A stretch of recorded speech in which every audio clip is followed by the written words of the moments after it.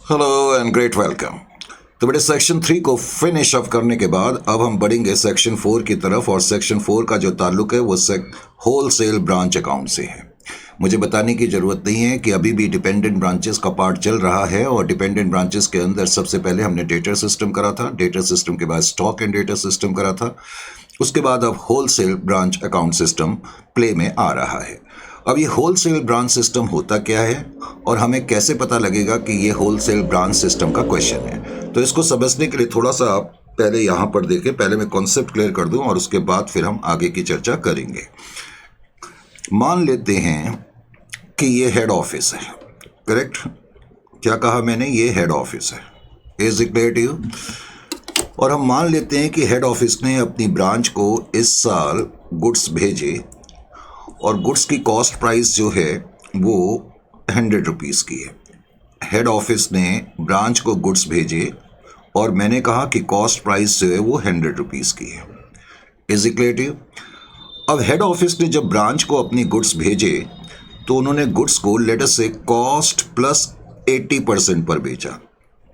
Cost plus 80% पर goods को भेजा, करेक्ट? हेड ऑफिस ने अपनी ब्रांच को गुड्स भेजे कॉस्ट प्लस 80% पर। तो बताओ कितने प्राइस पर हमने ब्रांच को गुड्स भेजे? कितने प्राइस पर हमने गुड्स ब्रांच को भेजे? जल्दी से बताओ।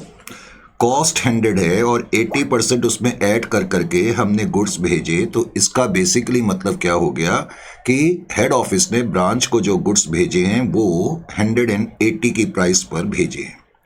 180 की प्राइस पर, जिसको कि हम लोग अभी तक इनवॉइस प्राइस कह रहे थे। और ऑफ कोर्स ये अभी भी इनवॉइस प्राइस है, लेकिन हम बाद में देखेंगे कि होलसेल ब्रांच सिस्टम में इसको हम इनवॉइस प्राइस की बजाय होलसेल प्राइस बोल देंगे। क्या बोल देंगे? Wholesale price. तो वो बात एक ही है। लेकिन अब 100 रुपए के गुड्स को 180 की प्राइस पर हेड ऑफिस ने अपनी ब्रांच को भेजा, और ब्रांच को उन्होंने ये कहा कि जब आप इन गुड्स को कस्टमर्स को बेचेंगे, हेड ऑफिस ने ब्रांच को ये भी कहा कि हम गुड्स आपको 180 की प्राइस पर भेज रहे हैं, लेकिन आप जो है इन गुड्स को जब कस्टमर्स को बेचोगे, तो ये मैंने पहले कस्टमर लिख दिया, और हेड ऑफिस ने ब्रांच को ये कहा कि जब आप कस्टमर को सामान बेचोगे तो लिस्ट प्राइस पर बेचोगे। किस प्राइस पर बेचोगे? लिस्ट प्राइस पर बेचोगे। और मान लेते हैं कि जो लिस्ट प्राइस है, लिस्ट प्राइस जो है वो हम मान लेते हैं कि 200 है। मैंने बताया था लास्ट सेशन में, और हमने बहुत सारे क्वेश्चन, बल्कि 4 या 5 क्वेश्चन उसके हमने करे थे, कैटलॉग प्राइस, लिस्ट प्राइस। तो प्रोडक्ट में जो प्रिंटेड प्राइस है उसको लिस्ट प्राइस कहते हैं। तो हेड ऑफिस ने ब्रांच को ये कहा कि हम 80 की इनवॉइस प्राइस पर आपको गुड्स भेज रहे हैं, और आप कस्टमर को बेचो इनको 200 की प्राइस पर। अब ये होलसेल ब्रांच सिस्टम में क्या होता है और हमें कैसे पता लगेगा कि ये होलसेल ब्रांच सिस्टम का क्वेश्चन है? तो होलसेल ब्रांच सिस्टम में क्या होगा, ध्यान से सुने। होलसेल ब्रांच सिस्टम में हेड ऑफिस ब्रांच को गुड्स तो भेजेगा ही, और ऑफ कोर्स ब्रांच उसको कस्टमर को बेचेगी, लेकिन होलसेल प्राइस सिस्टम में हेड ऑफिस भी कस्टमर्स को डायरेक्टली गुड्स बेच सकता है। तो कभी भी क्वेश्चन में अगर ये लिखा हो कि हेड ऑफिस भी सेल कर रहा है कस्टमर को डायरेक्टली, तो तुम समझ जाना कि ये होलसेल ब्रांच सिस्टम का क्वेश्चन है। तो कैसे पहचानते हैं कि होलसेल ब्रांच सिस्टम का क्वेश्चन है? जब हेड ऑफिस भी कस्टमर को सामान बेच रहा है। इससे पहले हमने जितने भी टॉपिक्स करे हैं, चाहे वो डेटा सिस्टम हो, स्टॉक एंड डेटा सिस्टम हो, तो हमने देखा था कि उसमें हेड ऑफिस कस्टमर को सामान नहीं बेच रहा था। तो जब हेड ऑफिस कस्टमर को सामान बेचेगा, यानी कि होलसेल ब्रांच सिस्टम में हेड ऑफिस भी कस्टमर को सामान बेचता है। अब यहाँ एक बड़ा इंपॉर्टेंट पॉइंट आपको ध्यान में रखना है। अगर क्वेश्चन में कुछ ना लिखा हो कि हेड ऑफिस कस्टमर को किस प्राइस पर सामान बेच रहा है, अगर क्वेश्चन में कुछ नहीं लिखा है, तो आप हमेशा मान करके चलेंगे कि हेड ऑफिस कस्टमर को जो सामान बेच रहा है तो होलसेल प्राइस पर बेच रहा है, यानी कि 180 की प्राइस पर बेच रहा है। 99.99% हेड ऑफिस जब कस्टमर को सामान बेचेगा तो होलसेल प्राइस पर बेचेगा, क्योंकि हेड ऑफिस डायरेक्टली कस्टमर को बेच रहा है। हालांकि ब्रांच कस्टमर को बेचेगी, क्योंकि ब्रांच को 180 के हिसाब से गुड्स रिसीव हो रहे हैं, तो ब्रांच कस्टमर को कुछ ज़्यादा प्राइस पर बेचेगी, 200 की प्राइस पर बेचेगी। अगर क्वेश्चन में कुछ नहीं लिखा होगा तो आप हमेशा मान करके चलेंगे कि हेड ऑफिस कस्टमर को होलसेल प्राइस पर सामान बेचेगा। हाँ, इसका ये मतलब नहीं है कि हेड ऑफिस कस्टमर को होलसेल प्राइस पर ही बेचता है। कभी कभी क्वेश्चन में स्पेसिफिकली ये लिखा हो सकता है कि हेड ऑफिस कस्टमर को सामान लिस्ट प्राइस पर बेच रहा है, तो उस केस में आपको ये मानना पड़ेगा कि लिस्ट प्राइस पर कस्टमर को सामान बेचे जा रहे हैं। Is it clear to you और नॉट? तो पहले तो हमें यह पता करना होता है कि होलसेल ब्रांच का सिस्टम क्या है। तो होलसेल ब्रांच सिस्टम में क्या होगा, हेड ऑफिस ब्रांच को सामान भेजेगा इनवॉइस प्राइस या होलसेल प्राइस पर। इसको हम होलसेल प्राइस बोलते हैं बजाय इनवॉइस प्राइस के। ये होलसेल प्राइस है, correct, number 1। Number 2, wholesale branch system में कस्टमर भी, हेड ऑफिस भी कस्टमर को डायरेक्टली सामान बेच सकता है। तो ये पहले तो इंपॉर्टेंट कैरेक्टरिस्टिक होती है होलसेल ब्रांच की, ये तुम्हें मालूम होना चाहिए। अब इसके अंदर अकाउंटिंग कैसे करते हैं, ये थोड़ा सा टफ पार्ट है, लेकिन आपको चिंता करने की जरूरत नहीं है। इससे पहले भी हमने लिस्ट प्राइस के क्वेश्चंस भी करे थे, वो भी टफ पार्ट था, लेकिन मुझे पूरी उम्मीद है कि आपको वो अच्छी तरह से समझ में आ गया होगा। 4.1 पास्ट एग्जामिनेशन का क्वेश्चन है, कहता है A head office sends goods to branch at cost plus 80%। तो कोई हेड ऑफिस है, वो ब्रांच को जब गुड्स भेजता है तो कॉस्ट प्लस 80% पर भेजता है, जो कि मैंने अभी डायग्राम में भी बताया। फिर कहता है goods are sold to customer at cost plus 100%। और कस्टमर्स को जब गुड्स बेचे जाते हैं कॉस्ट प्लस 100, यानी कि कॉस्ट 100 प्लस 100%, तो कस्टमर को सामान बेचा जाता है 200 पर। तो वही चीज है। आगे कहता है from the following particulars ascertain the profits made at the head office. तो वो हमसे क्वेश्चन ये पूछ रहा है कि आप ये बताओ कि हेड ऑफिस ने कितना प्रॉफिट कमाया। अब ये पहला क्वेश्चन है जिसमें हेड ऑफिस के बारे में और ब्रांच ऑफिस के कॉलम में भी कुछ लिखा हुआ है। अब यहां पर एक पॉइंट और ध्यान देने वाला है, ये स्टॉक जो है वो हेड ऑफिस के कॉलम में लिखा हुआ है। आपको याद होगा इससे पहले जब हम इनवॉइसिंग के क्वेश्चंस कर रहे थे तो मैंने आपसे ये कहा था, जब भी रेट्स पर बेस्ड क्वेश्चन होंगे, अगर स्टॉक यानी कि गुड्स के आगे पीछे अगर कुछ ना लिखा हो, तो मैंने कहा था कि हम हमेशा ये मान के चलते हैं कि वो इनवॉइस प्राइस पर है। लेकिन यहां आपको ध्यान रखना होगा, यहां पर ये जो स्टॉक है हेड ऑफिस के कॉलम में लिखा है। हेड ऑफिस के कॉलम में कोई भी जो चीज होगी वो हमेशा कॉस्ट प्राइस पर होगी। इसका मतलब ये ओपनिंग स्टॉक जो हेड ऑफिस के पास पड़ा हुआ है ये कॉस्ट प्राइस पर है। उसके बाद उसने कहा कि परचेजेस जो है वो 2 लाख रुपीस की है। तो हेड ऑफिस ने कुछ 2 लाख का सामान परचेस भी करा है। अब वो कहता है goods send to the branch at invoice price, यानी कि होलसेल प्राइस। तो हेड ऑफिस ने ब्रांच को सामान भेजा 90,000 का, लेकिन ये 90,000 का जो सामान है ये इनवॉइस प्राइस यानी कि होलसेल प्राइस पर है। अब देखें यहां पर इस क्वेश्चन में सेल्स लिखा है और हेड ऑफिस के कॉलम में भी लिखा है और ब्रांच के कॉलम में भी लिखा है। इसका मतलब इस क्वेश्चन में हेड ऑफिस भी कस्टमर को सामान बेच रहा है। तो आपको समझ में आ जाना चाहिए कि ये होलसेल ब्रांच का सिस्टम है। क्वेश्चन में नहीं लिखा होगा कि ये होलसेल ब्रांच का सिस्टम है, ये आपको समझना होगा कि ये होलसेल ब्रांच का सिस्टम है। इस सिस्टम का क्वेश्चन है। Is it clear to you?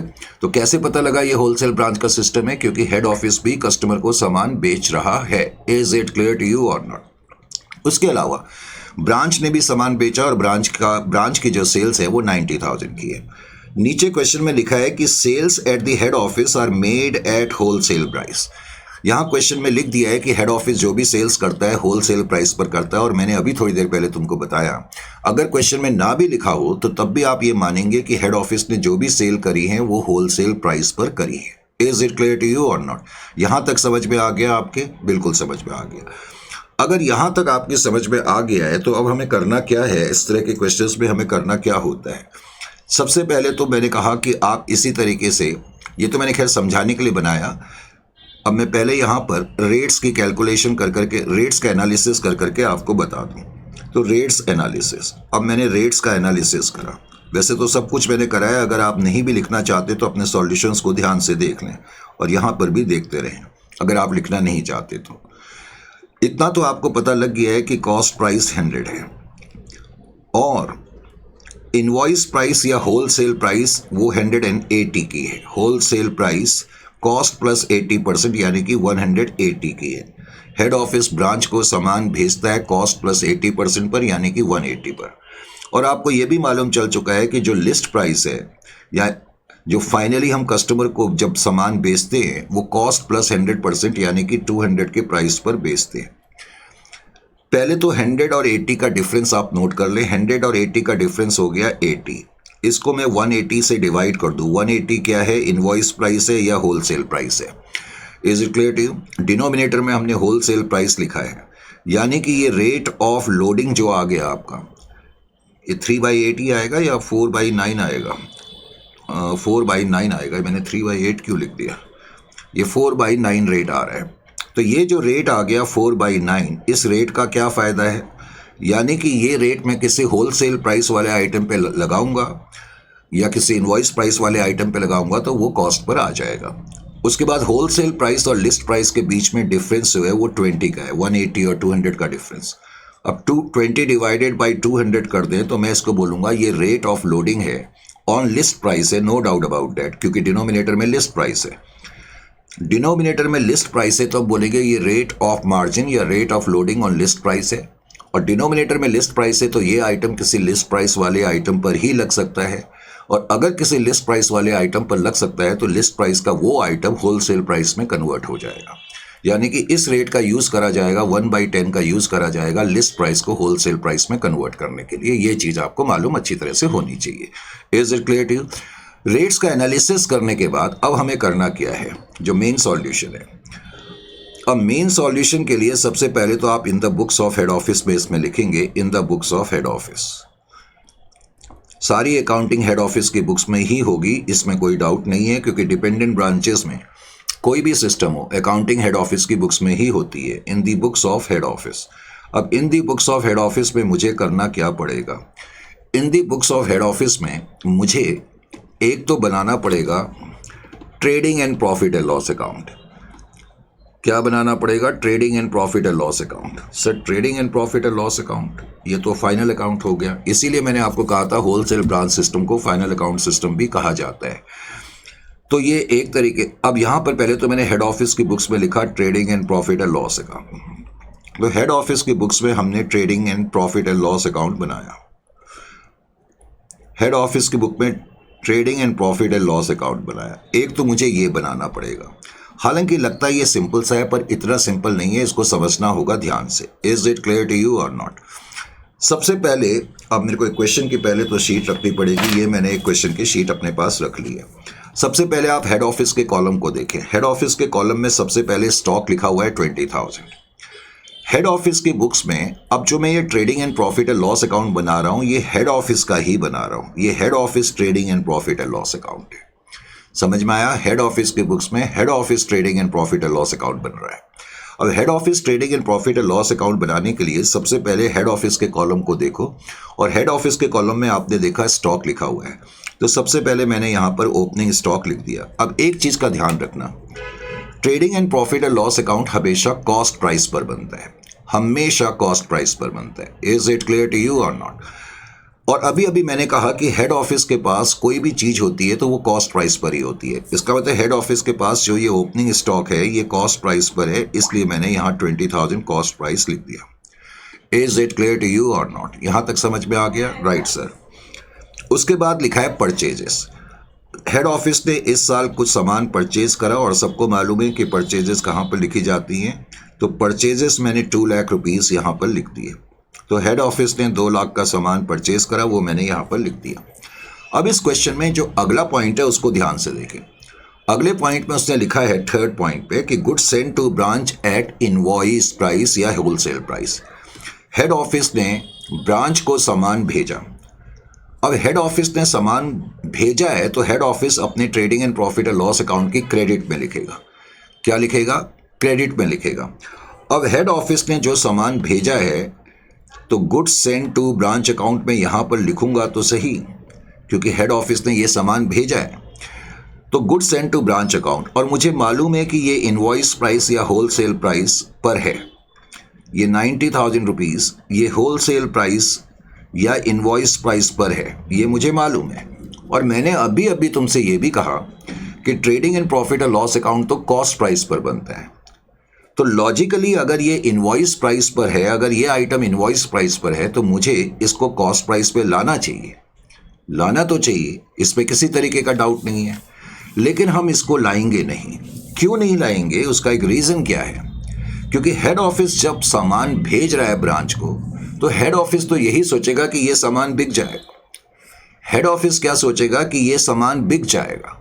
Are you getting my point or not? अगर आप हेड ऑफिस हैं और आप सामान अपनी ब्रांच को भेज रहे हैं, तो आपकी पहली जो हंच होगी, जो पहली आपकी आशंका होगी, वो आशंका तो नहीं कहना चाहिए, जो पहला आप सोच होगी वो यही होगी कि ब्रांच जो है ये सारा सामान बेच देगी। इसका मतलब हेड ऑफिस एक तरीके से ये मान रहा है कि ये सामान तो बिक ही जाएगा, और आपको मालूम है सेल्स की लोडिंग नहीं होती है, इसलिए मैंने इसकी लोडिंग नहीं करी। क्योंकि बहुत से बच्चों को ये कन्फ्यूजन होती है कि इसकी लोडिंग क्यों नहीं करी, क्योंकि मैंने अभी आपको कहा कि ये अकाउंट कॉस्ट प्राइस पर बनता है, और अगर ये गुड्स इनवॉइस प्राइस पर है तो मुझे इसको लाना चाहिए कॉस्ट प्राइस पर। लेकिन हम क्यों नहीं ला रहे? क्योंकि हम मान के चल रहे हैं ये गुड्स बिक जाएंगे। हाँ, अब यहां पर एक बड़ा पॉइंट है, यहां पर आपको एक बड़ा पॉइंट क्या समझना है, ये भी मैं अब आपको थोड़ा सा बता दूं, पहले क्लियर कर दूं ताकि आपको किसी तरह का डाउट ना रहे। अब जब अकाउंटिंग ईयर खत्म होगा, तो हेड ऑफिस ब्रांच से पूछेगा कि भाई हमने आपको जो 90,000 के गुड्स भेजे थे, जो हमने 90,000 के गुड्स आपको भेजे थे, क्या आपने सारे गुड्स बेच दिए? अगर ब्रांच ये कहती है कि हमने 90,000 के गुड्स बेच दिए तब तो कोई प्रॉब्लम नहीं है, लेकिन अधिकतर केसेस में ब्रांच पूरे गुड्स बेच नहीं पाती है। मान लेते हैं कि ब्रांच ने ये कहा कि 90,000 की इनवॉइस प्राइस के जो गुड्स आपने भेजे थे, मान लेते हैं कि ब्रांच ये कहती है कि आपने जो ये 90,000 के गुड्स भेजे थे उसमें से हमने 81,000 के गुड्स बेच दिए, ये हमने बेच दिए, और 9,000 के गुड्स हमारे पास बच गए। अब 9,000 के गुड्स हमारे पास बच गए, अगर ब्रांच ये कहती है तो तब आपको क्या करना पड़ेगा, क्योंकि 90,000 में से 81,000 के गुड्स तो बिक गए। Are you getting my point or not? 81,000 के गुड्स तो बिक गए, अब तो ये एक्चुअल सेल्स हो गए, और एक्चुअल सेल्स की हम लोडिंग नहीं निकालते हैं। आपको मालूम है लोडिंग सिर्फ ओपनिंग स्टॉक की, क्लोजिंग स्टॉक की, गुड्स सेंड टू ब्रांच की, गुड्स इन ट्रांजिट की, गुड्स ट्रांसमिट की निकाली जाती है। अब जो गुड्स हमने भेजे अगर उसमें से 81,000 की एक्चुअल सेल्स हो गई तो उसकी लोडिंग निकालने की जरूरत नहीं है, लेकिन जो गुड्स बच गए अब उसकी लोडिंग तुम्हें निकालनी पड़ेगी। अब हमने जो ये गुड्स भेजे थे ये होलसेल प्राइस पर हैं, ये हमें मालूम है, और होलसेल प्राइस को लोडिंग निकालने का मतलब है आइटम को कॉस्ट पे लाना। होलसेल प्राइस को कॉस्ट पे लाने के लिए मुझे 4/9 का रेट अप्लाई करना पड़ेगा। Are you getting my point or not? Just पहले तो समझने की कोशिश करो, बाद में ये लोअर पोर्शन जो है, ये जो लोअर पोर्शन है ये प्रॉफिट एंड लॉस अकाउंट है। मुझे नहीं पता अभी, क्योंकि हमने आगे क्वेश्चन पढ़ा नहीं, आगे क्वेश्चन हमने सॉल्व करा नहीं, हमें नहीं पता कि अभी ब्रांच के पास इस 90,000 में से कुछ गुड्स बचे भी हैं या नहीं बचे हैं। लेकिन सपोज मैं ऐसे ही मान लेता हूं कि 9,000 के गुड्स बच गए। अगर 9,000 के गुड्स बच गए, सपोज बच गए, तो मुझे क्या करना पड़ेगा, अपने प्रॉफिट एंड लॉस अकाउंट की डेबिट साइड में यहां पर लिखना पड़ेगा unrealised profit. Unrealised profit, unrealised profit. ये अनरियलाइज्ड प्रॉफिट का क्या मतलब है ये भी मैं अभी आपको बताता हूं। अनरियलाइज्ड प्रॉफिट, ध्यान से सुने। अब 9,000 के जो गुड्स ब्रांच के पास बच गए, मैंने कहा ये होलसेल प्राइस पर है, 4/9 अगर मैं निकाल दूं तो ये 4,000 आ जाएगा, यानी कि जो 9,000 के गुड्स बचे हैं इसके अंदर मार्जिन 4,000 का है। 9,000 में से मैं 4,000 माइनस कर दूं तो इसका मतलब ये जो गुड्स बचे इनकी रियल कॉस्ट जो है 5,000 की है। तो ये जो 90,000 में से 9,000 के गुड्स बच गए उसके अंदर जो लोडिंग है वो मुझे फिर हटानी पड़ेगी। अब यहां पर आप समझने की एक और कोशिश करें, ये जो 81,000 के गुड्स हमने बेच दिए इसकी लोडिंग मुझे हटाने की जरूरत नहीं है। Is it clear to you? क्योंकि ये अब एक्चुअल सेल्स हो चुकी हैं। लेकिन अगर कुछ गुड्स बच जाते हैं ब्रांच के पास, और ब्रांच के पास गुड्स बचे हैं या नहीं बचे ये कैसे पता लगेगा, ये मैं अब आपको बाद में बताऊंगा। तो मेन पॉइंट अभी आपको ये समझना है कि मैंने गुड्स सेंड टू ब्रांच की लोडिंग नहीं करी, क्योंकि बहुत से बच्चों को ये बड़ी कंफ्यूजन होती है और उनको प्रॉपर आंसर नहीं मिल पाता है कि इसकी लोडिंग क्यों नहीं होती है। Correct, right. अच्छा जी, अब आगे उसने लिखा है सेल्स। पहले तो हेड ऑफिस ने जो सेल्स करी हैं, क्योंकि अभी हम हेड ऑफिस का ट्रेडिंग एंड प्रॉफिट और लॉस अकाउंट बना रहे हैं, तो हेड ऑफिस ने जो सेल्स करी हैं 2,70,000 पर करी हैं। और मैं आपको बता ही चुका हूं कि हेड ऑफिस भी जो सामान बेचता है वो होलसेल प्राइस पर बेचता है, लेकिन ये तो एक्चुअल सेल्स हो ही चुकी है। ये तो एक्चुअल सेल्स हो चुकी है ना, ये जो सेल है ये तो एक्चुअली में हो चुकी है, तो इसकी तो लोडिंग वैसे ही निकालने की जरूरत नहीं है। अगर मैं सेल्स की भी लोडिंग निकाल लूंगा तो फिर तो हमारे पास कोई प्रॉफिट आएगा ही नहीं। समझ में आ रहा है? बेसिकली हमारा प्रॉफिट क्या है, हमारी लोडिंग ही तो है। एनीवे, तो यहां पर आपने जो सामान भेजा हेड ऑफिस को, हेड ऑफिस ने जो सामान ब्रांच को भेजा 90,000 आपने वो भी लिखा, और ये सोच करके लिखा कि ये भी सेल हो जाएंगे। इसलिए अभी आपने इसकी लोडिंग नहीं करी, और जो आपने यानी कि हेड ऑफिस ने सेल करी है वो तो हम लिखेंगे। अब इस तरह के क्वेश्चन में सबसे पहली चीज क्या करनी होती है, हमें इसमें वर्किंग्स करनी होती हैं। इसमें वर्किंग बड़ी इंपॉर्टेंट है, मैंने कहा इतना सिंपल टॉपिक नहीं है। तो अपनी वर्किंग को करने के लिए वर्किंग में आपको क्या करना होगा ये भी मैं आपको बता दूं। वर्किंग्स पहले आपको इसमें कुछ वर्किंग्स करनी पड़ेंगी। सर वर्किंग्स करनी पड़ेंगी, बिल्कुल वर्किंग्स करनी पड़ेंगी। अब वर्किंग्स भी आपको इसमें क्या क्या करनी पड़ेंगी, वर्किंग्स में आपको क्या करना पड़ेगा ये भी ध्यान में रखें। Is it clear to you? मेरी क्वेश्चन की शीट कहाँ चलेगी, ये पहले मुझे अपनी शीट भी निकालने दो, शीट भी इधर उधर हो जाती है। एनीवे, तो अब जब मैं वर्किंग्स करूंगा तो वर्किंग्स में सबसे पहले मुझे क्या पता करना है। यहां पर मैंने लिखा working note number 8, calculation of closing stock with branch. Calculation of closing stock, sorry मैंने यहां लिख दिया calculation of closing stock with branch, पहले मैंने लिखा calculation of closing stock with head office. क्या हेड ऑफिस के पास कोई क्लोजिंग स्टॉक बचा हुआ है? क्योंकि हम बना रहे हैं trading and profit and loss account, हमारे पास क्लोजिंग स्टॉक यहाँ पर नहीं है। हो सकता है कि कुछ क्लोजिंग स्टॉक हमारे पास हो, लेट्स सी। तो हमें कैसे पता लगेगा, let's have a look over here. हमारे पास क्लोजिंग स्टॉक है या नहीं ये पता करने के लिए हमारे पास मतलब हेड ऑफिस के पास, ये पता करने के लिए मुझे क्या करना पड़ेगा, लेट्स हैव अ लुक। अब आप अपने आप को हेड ऑफिस समझो, आपके पास कुछ ओपनिंग स्टॉक पहले से ही पड़ा हुआ था। आपको याद होगा आपके पास 20,000 रुपये का ओपनिंग स्टॉक पहले से ही पड़ा हुआ है। अरे हाँ या ना? बिल्कुल। 20,000 का स्टॉक आपके पास पहले से पड़ा है। और हेड ऑफिस के कॉलम में ये भी लिखा है कि हेड ऑफिस ने कुछ सामान परचेज करा, तो 20,000 की कॉस्ट प्राइस का सामान आपके पास पहले से पड़ा है और 2 लाख की कॉस्ट प्राइस का सामान आपने और खरीदा। तो इसका मतलब हेड ऑफिस के पास जो टोटल सामान पड़ा हुआ है 2,20,000 की कॉस्ट प्राइस का है। इसको हम बोलेंगे, इसको हम बोलते हैं गुड्स अवेलेबल फॉर सेल या गुड्स अवेलेबल। इसका मतलब हेड ऑफिस के पास इतने गुड्स अवेलेबल हैं बेचने के लिए। 2,20,000 की कॉस्ट प्राइस के गुड्स हेड ऑफिस के पास अवेलेबल हैं। अब यहां पर एक बड़ा पॉइंट है, अब मैं इसमें से क्या करूंगा, लेस में लिखूंगा। देखो मैं क्या लिख रहा हूं, लेस।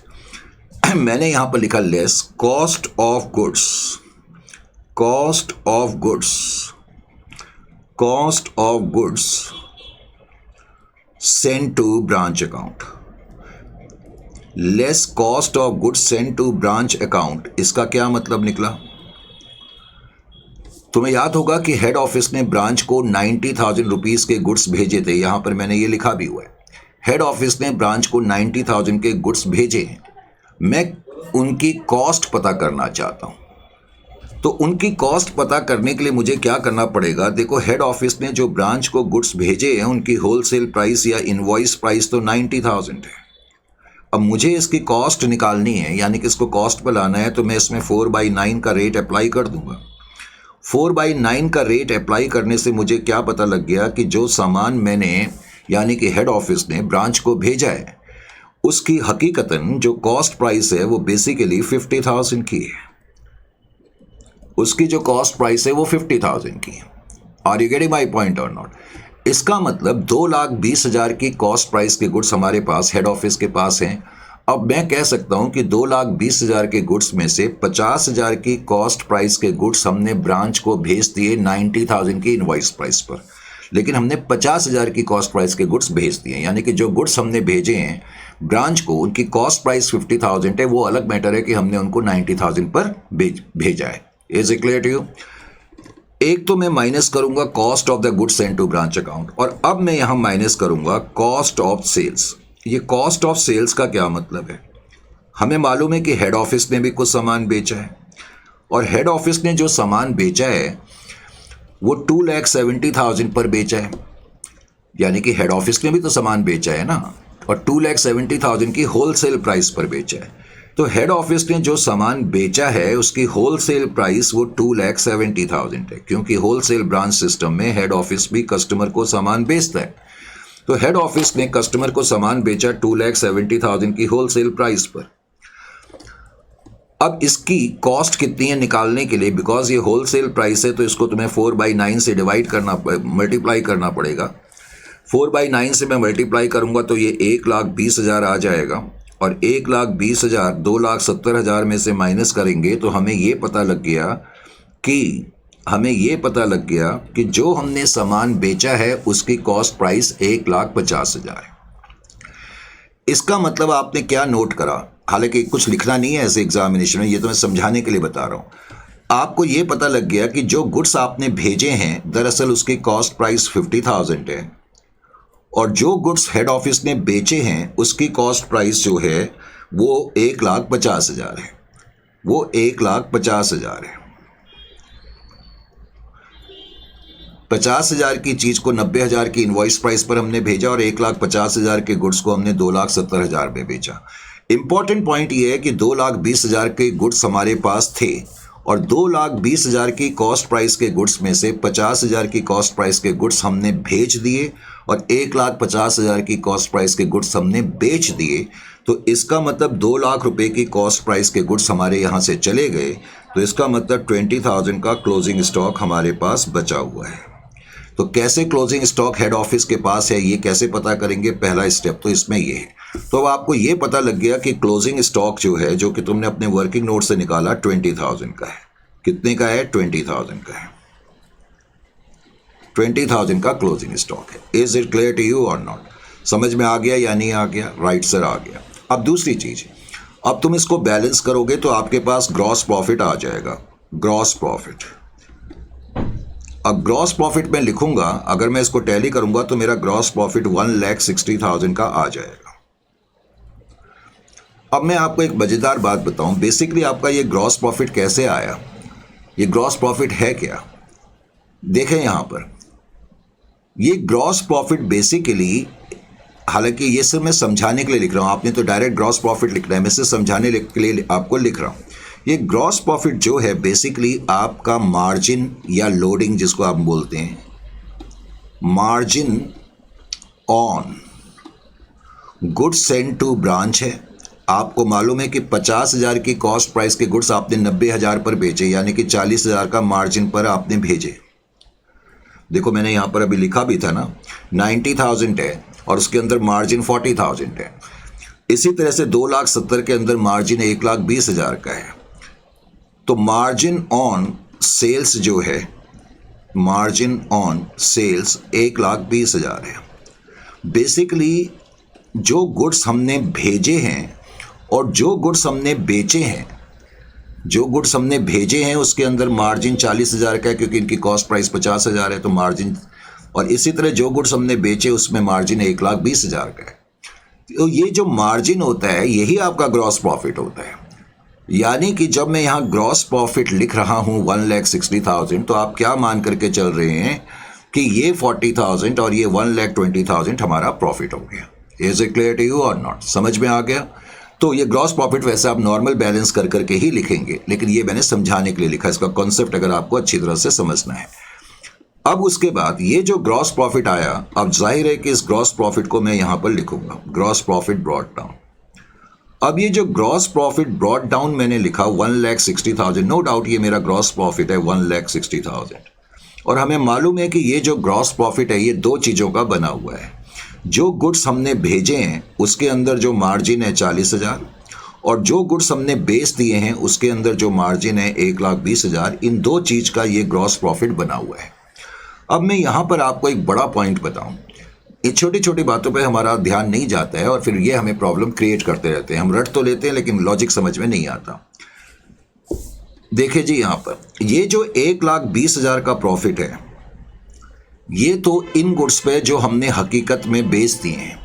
जो गुड्स हमने हकीकत में बेच दिए हैं उसके अंदर जो मार्जिन है या जो प्रॉफिट है, इसको हम कहते हैं कि ये तो रियलाइज हो चुका है, ये प्रॉफिट रियलाइज हो चुका है क्योंकि ये गुड्स तो बिक चुके हैं। लेकिन ये जो 90,000 के गुड्स, 90,000 की इनवॉइस प्राइस के गुड्स हमने भेजे हैं और जिनकी कॉस्ट प्राइस बेसिकली 50,000 है, यानी कि इनके अंदर जो 40,000 का ये मार्जिन है और जिसको हम अभी प्रॉफिट लेकर के चल रहे हैं, क्योंकि हम ये सोच करके चल रहे हैं कि ये सामान बिक जाएगा। दरअसल इसके बारे में हमें अभी डाउट है, ये अभी पूरी तरीके से रियलाइज्ड प्रॉफिट नहीं है। समझ में आया? ये 40,000 पूरा का पूरा रियलाइज्ड प्रॉफिट नहीं माना जा सकता। क्यों नहीं माना जा सकता? क्योंकि ये गुड्स अभी हमने ब्रांच को भेजे हैं। जब तक हमें ये नहीं पता लगेगा कि ब्रांच ने ये सारे गुड्स बेच दिए, अगर ब्रांच सारे गुड्स बेच देती है तब तो ये 40,000 का प्रॉफिट भी बेसिकली रियलाइज्ड प्रॉफिट माना जाएगा। तो इस प्रॉफिट को जो हमने 40,000 हमें यहाँ क्रेडिट साइड में लिखा हुआ है, इनडायरेक्टली हमने लिखा तो 160 है, उसके अंदर 120 और 40 मिला करके 160 का प्रॉफिट है। तो अब मेरे लिए ये देखना जरूरी है कि ब्रांच को जो मैंने सामान भेजा है उसमें से ब्रांच ने कितना सामान बेच दिया है या फिर ब्रांच के पास कुछ क्लोजिंग स्टॉक बच गया है। ये आपकी वर्किंग नोट का दूसरा पहलू होगा। Is it clear to you? तो वर्किंग नोट का दूसरा पहलू फिर तुम्हें करना पड़ेगा। समझ में आ रहा है या नहीं आ रहा कि इस क्वेश्चंस में मुझे करना क्या है? तो अब मैं क्या करूंगा, जो मेरी दूसरी वर्किंग होगी, मैंने कहा इसमें 2 वर्किंग नोट बड़े इंपॉर्टेंट हैं।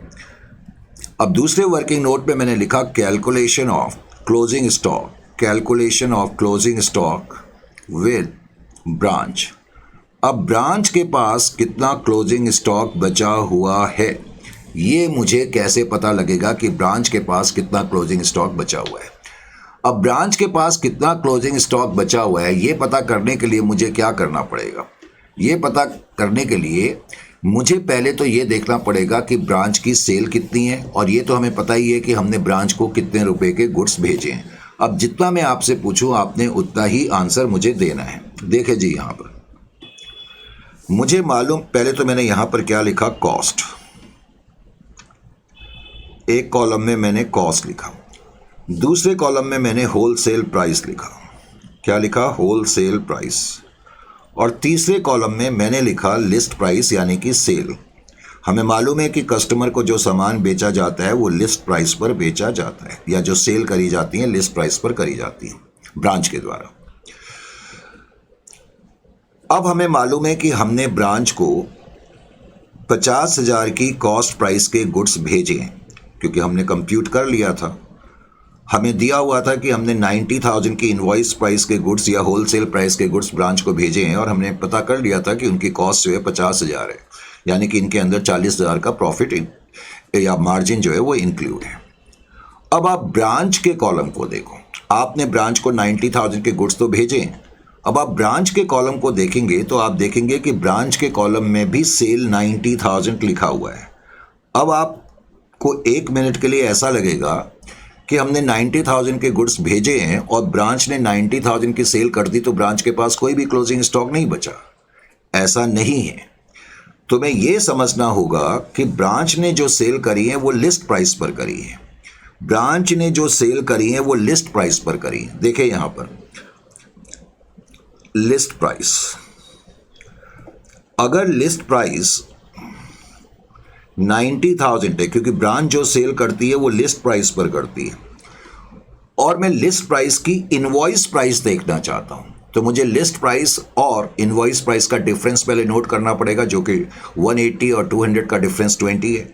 यानी कि इसमें से अगर मैं 20/200 यानी कि 1/10 का रेट अप्लाई कर दूं, तो मुझे ये पता लग जाएगा कि जो ब्रांच ने सामान 90,000 का बेचा है, दरअसल उसकी इनवॉइस प्राइस 81,000 की है। उसकी होलसेल प्राइस या इनवॉइस प्राइस 81,000 की है। अब मैं कहना क्या चाहता हूं, ध्यान से सुने। ब्रांच को तुमने ये गुड्स भेजे, अब ब्रांच ने इसमें से जो गुड्स सेल कर दिए, ब्रांच ने जो गुड्स सेल कर दिए, 90,000 की होलसेल प्राइस के गुड्स तुमने भेजे थे। अब तुम्हें यह पता लग गया कि ब्रांच ने इसमें से 81,000 की होलसेल प्राइस के गुड्स को बेच दिया 90,000 में। अब आपको यह पता लग गया कि ब्रांच ने 81,000 की होलसेल प्राइस के गुड्स को 90,000 में बेचा है। यानी कि जो तुमने ब्रांच को 90,000 के गुड्स भेजे थे उसमें से 81,000 का सामान ब्रांच ने बेचा है। इनडायरेक्टली इसका मतलब जो आपने सामान ब्रांच को भेजा था 90,000 का, उसमें से ब्रांच के पास 9,000 का सामान बच गया है। 9,000 का सामान बच गया है। बिकॉज 9,000 का सामान नहीं बिका है, इसका मतलब ब्रांच के पास 9,000 रुपए का सामान बच गया।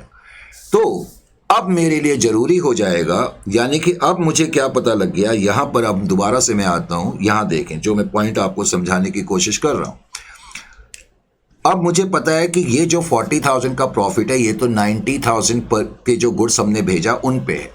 अब मुझे ये पता लग गया कि ब्रांच के पास 90,000 में से 9,000 के गुड्स नहीं बिके, तो जो 9,000 रुपये के गुड्स नहीं बिके उसकी मैंने अब लोडिंग यहाँ पर डेबिट साइड में लिख दी, यानी कि ये जो प्रॉफिट मैंने लिखा अब मुझे इसको कम करना पड़ेगा 4,000 रुपये से।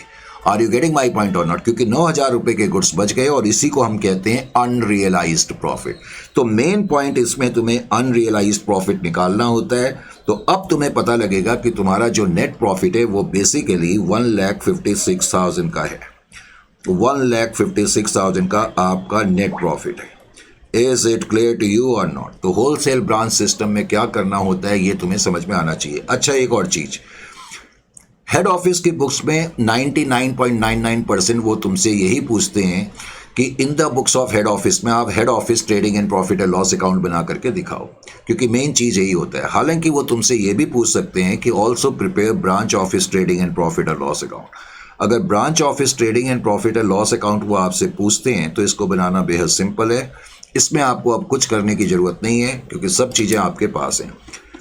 अब आपको लेकिन एक चीज ये मालूम होनी चाहिए, ये तो मैंने आपसे बोल दिया कि ट्रेडिंग एंड प्रॉफिट और लॉस अकाउंट कॉस्ट पे बनता है, लेकिन आपको ये भूलना नहीं है ब्रांच के लिए कॉस्ट क्या है? होलसेल प्राइस है, क्योंकि ब्रांच तो होलसेल प्राइस पर सामान रिसीव करती है ना।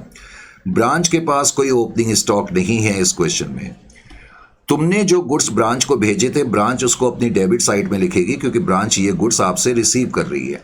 आपने 90,000 की इनवॉइस प्राइस के गुड्स ब्रांच को भेजे हैं या होलसेल प्राइस के गुड्स भेजे हैं तो ब्रांच अपनी डेबिट में लिखेगी। Is it clear to you? अब ब्रांच ने जो सेल करी हैं, क्योंकि ब्रांच ने तो सेल कर दी है, ऑफ कोर्स ब्रांच जो सेल करती है वो लिस्ट प्राइस पर करती है, और ब्रांच ने जो सेल करी है वो 90,000 की सेल करी है तो उसको आप क्रेडिट में लिखोगे। बस इतना ही आपने लिखना है, क्योंकि ब्रांच की जो सेल है उसको मुझे कुछ करने की जरूरत नहीं है क्योंकि एक्चुअल सेल हो चुकी है। अभी अभी हमने कंप्यूट करा कि ब्रांच के पास क्लोजिंग स्टॉक कितना बचा हुआ है।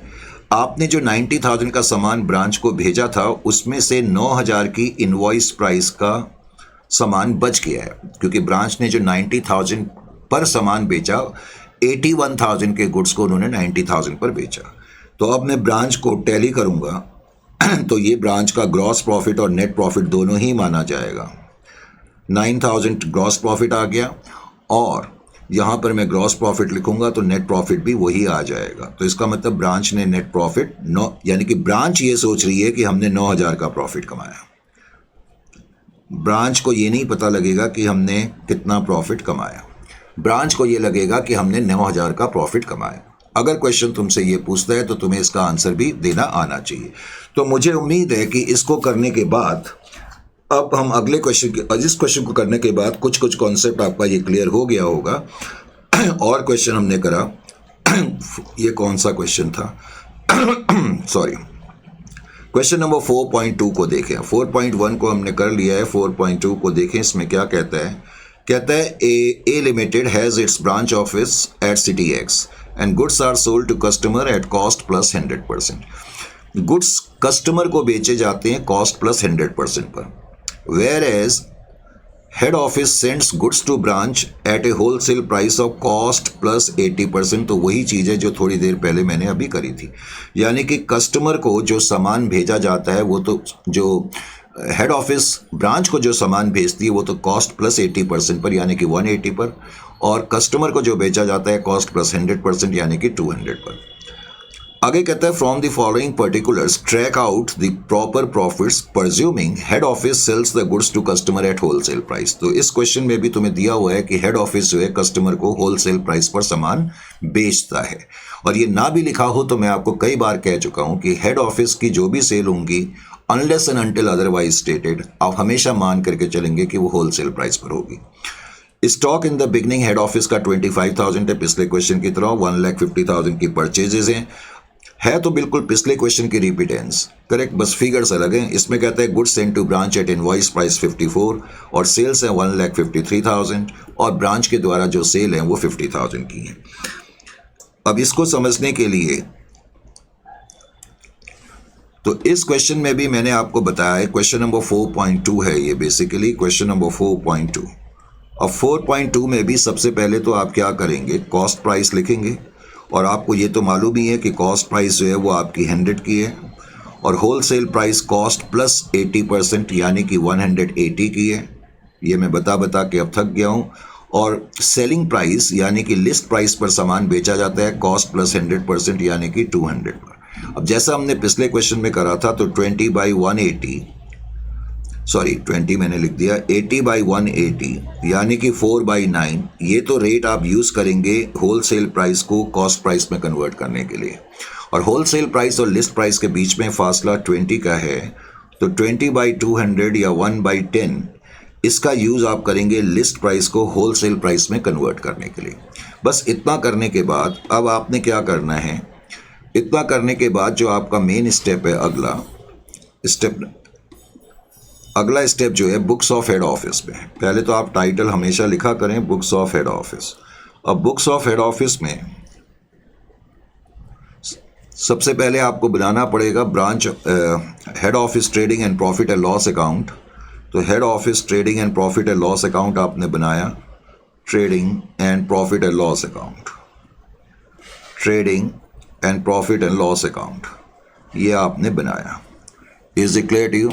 अब head office trading and profit and loss account कैसे बनाते हैं अब काफ़ी आइडिया आपको हो चुका है, इजंट इट और नॉट?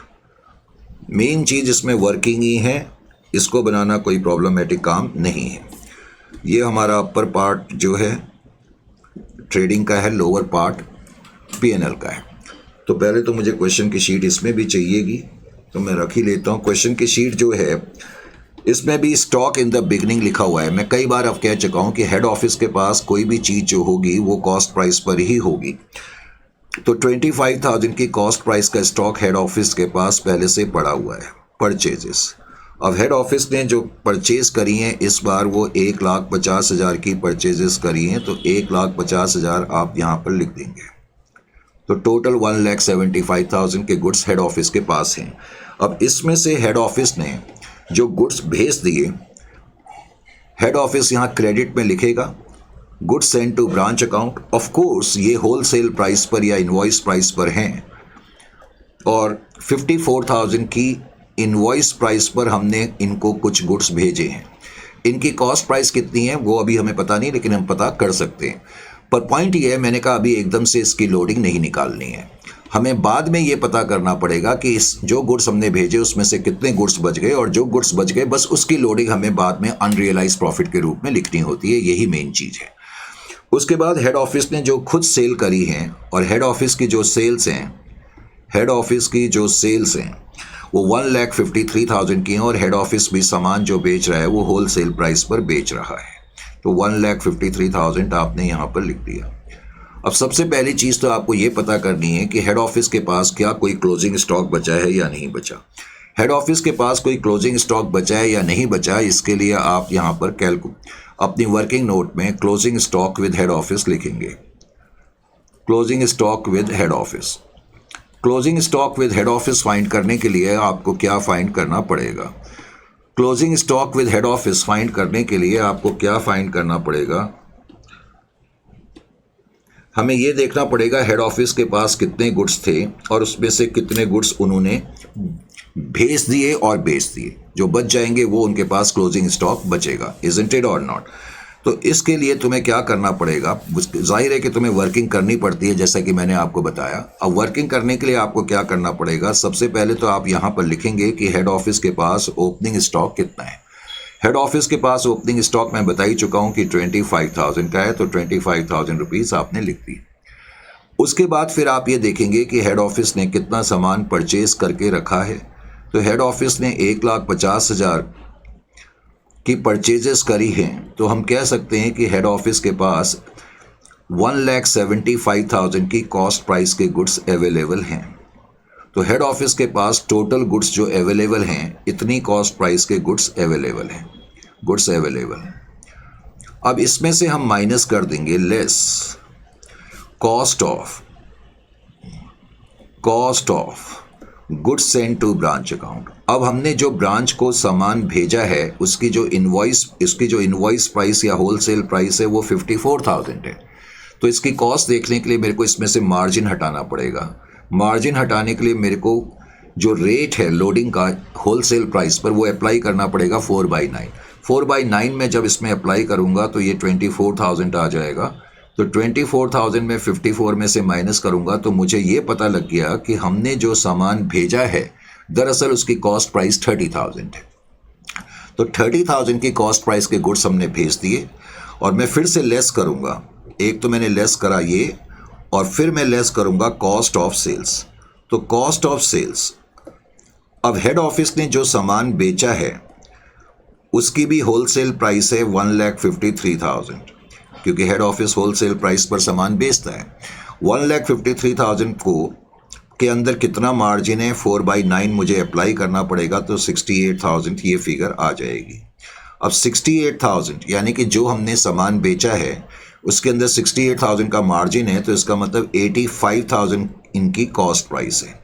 तो अब मैं कह सकता हूं कि 1,75,000 में से 30,000 की कॉस्ट प्राइस के गुड्स हमने 30,000 की कॉस्ट प्राइस के गुड्स हमने बेसिकली भेज दिए और 85,000 की कॉस्ट प्राइस के गुड्स हमने बेच दिए। तो 1,75,000 में से 1,15,000 मैंने माइनस करे तो जो बच गया वो ये बता रहा है कि हेड ऑफिस के पास 60,000 का क्लोजिंग स्टॉक बच गया। Is it clear to you और नॉट? तो हेड ऑफिस के पास कितना क्लोजिंग स्टॉक बच गया? 60,000 का। अब हेड ऑफिस के पास जो क्लोजिंग स्टॉक बच गया, हेड ऑफिस के पास जो क्लोजिंग स्टॉक बच गया उसको आप यहां क्रेडिट साइड में लिखेंगे, क्लोजिंग स्टॉक। हेड ऑफिस के पास जो सामान बच गया है वो 60,000 का बच गया है। कितने का? 60,000 का। Is it clear to you और नॉट? समझ में आ गया? अब सबसे पहले तो मैंने कहा आप नॉर्मल तरीके से इसको बैलेंस कर लें। आप नॉर्मल तरीके से जब इसको बैलेंस करेंगे तो आपका ग्रॉस प्रॉफिट आपके पास आ जाएगा। तो 54,000 प्लस 1,53,000 प्लस 60,000, उसमें से आप 1,75,000 माइनस करेंगे तो 92,000 आपका ग्रॉस प्रॉफिट आ जाएगा। वैसे मैंने आपको जस्ट समझाने के लिए ये बताया था। दरअसल ये जो ग्रॉस प्रॉफिट होता है ये है क्या? जो गुड्स आपने भेजे हैं उसके अंदर जो मार्जिन है, क्योंकि उसका मार्जिन हमने हटाया नहीं है, तो उसका जो मार्जिन है वो 24,000 का है। यानी कि ये जो 92,000 का प्रॉफिट है ये कैसे आ रहा है? ये जो गुड्स हमने भेजे हैं उसके अंदर 24,000 का मार्जिन मैंने यहाँ लिखा है, और जो गुड्स आपने बेचे हैं 1,53,000 में उसके अंदर जो मार्जिन है वो 68,000 है। यानी कि 24,000 और 68,000 को आप ऐड कर दें तो तब भी 92,000 का ग्रॉस प्रॉफिट आ जाएगा। Is it clear to you और नॉट? समझ में आ रहा है या नहीं आ रहा? राइट सर, बिल्कुल समझ में आ गया है। अगर ये तुम्हारे को समझ में आ गया है फिर हम आगे की तरफ बढ़ते हैं। अब ये जो ग्रॉस प्रॉफिट है, जाहिर है कि इस ग्रॉस प्रॉफिट को मुझे यहाँ पर लिखना पड़ेगा। ग्रॉस प्रॉफिट ब्रॉट डाउन, तो ग्रॉस प्रॉफिट 92,000 है। अब आपको इतना मालूम है कि ये जो ग्रॉस प्रॉफिट है आपके पास ये दो चीज़ों का बना हुआ है, एक तो 68,000 का और एक 24,000 का। बिकॉज 68,000 का जो मार्जिन है ये सेल्स पर है और ये तो ऑलरेडी हो चुकी हैं, ये सेल्स तो हो चुकी हैं, तो ये वाले में कोई प्रॉब्लम नहीं है। ये जो हमने 24,000 का प्रॉफिट लिखा है 92,000 के अंदर, हमने ये सोच करके लिखा है कि ये 54,000 के गुड्स बिक ही जाएंगे, इजंट इट? तो मुझे चेक करना पड़ेगा कि क्या ये 54,000 के गुड्स पूरे के पूरे बिक गए या कुछ बच गया। अगर कुछ बच गया तो उसके अंदर का जो मार्जिन है वो मुझे ऑपोजिट साइड में लिखना पड़ेगा। Is it clear to you? तो अब मैं क्या करूंगा, इस पर्टिकुलर क्वेश्चन में मुझे अब अपनी दूसरी वर्किंग करनी पड़ेगी। अब दूसरी वर्किंग के लिए जैसा कि मैंने आपको बताया था, दूसरी working closing stock with branch, ये आपकी वर्किंग नोट नंबर दूसरा है, क्लोजिंग स्टॉक विद ब्रांच। तो क्लोजिंग स्टॉक विद ब्रांच अब आप कैसे पता करेंगे? क्लोजिंग स्टॉक विद ब्रांच जैसे कि मैंने समझाने के लिए पहले भी आपको लिखा था। पहले तो आप एक कॉलम में कॉस्ट लिख लें, दूसरे कॉलम में होलसेल प्राइस लिख लें और तीसरे कॉलम में लिस्ट प्राइस लिख लें। अब पहले तो आप ये देखें कि आपने ब्रांच को जो सामान भेजा है, गुड्स सेंड टू ब्रांच, आपने ब्रांच को जो सामान भेजा है वो 54,000 की इनवॉइस प्राइस पर भेजा है, और जैसा कि हम देख चुके हैं उसके अंदर मार्जिन 24,000 का है, उनकी कॉस्ट जो है वो 30,000 की है। यानी कि जो सामान आपने भेजा है उसकी कॉस्ट 30,000 की थी, 30,000 के गुड्स आपने ब्रांच को 54,000 की होलसेल प्राइस पर बेचे, इसमें कोई डाउट नहीं।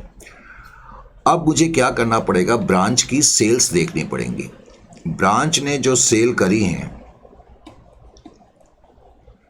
अब ब्रांच के कॉलम को पहले तो आप देखेंगे और ब्रांच के कॉलम में आपने देखा कि ब्रांच की जो सेल्स हैं वो 50,000 की हैं। 50,000 की सेल्स है ना, ये शीट यहाँ गिर गई है, मैं एक बार चेक कर लूँ। 50,000 की ही सेल्स है। तो ब्रांच की जो सेल्स है, ब्रांच के कॉलम में आपने देखा कि ब्रांच की सेल 50,000 की है। लेकिन ये भूलना नहीं है कि ब्रांच जो सामान बेचता है वो लिस्ट प्राइस पर बेचता है। तो कहीं रफ में आपको क्या करना पड़ेगा, पहले तो आप लिखें लिस्ट प्राइस। ब्रांच ने जो सेल करी है वो लिस्ट प्राइस पर करी है 50,000। अब लिस्ट प्राइस की मुझे इनवॉइस प्राइस निकालनी है। तो लिस्ट प्राइस को इनवॉइस प्राइस पे कन्वर्ट करने के लिए 20/200 का रेट मुझे अप्लाई करना पड़ेगा, क्योंकि लिस्ट प्राइस 180 है, इनवॉइस प्राइस 180 है या होलसेल प्राइस 180 है और लिस्ट प्राइस 200 है, उनके बीच में डिफरेंस 20 है। 20/200 1/10। तो इससे मुझे क्या पता लग गया, जब मैं ये 5,000 माइनस करूंगा तो मुझे ये पता लग गया दरअसल ब्रांच ने जो सामान बेचा है 50,000 पर, वो 45,000 की इनवॉइस प्राइस वाले गुड्स को 50,000 पर बेचा है। This is your invoice price या होलसेल प्राइस। इतनी होलसेल प्राइस का सामान ब्रांच ने बेचा, लेकिन उसको इस प्राइस पर बेचा।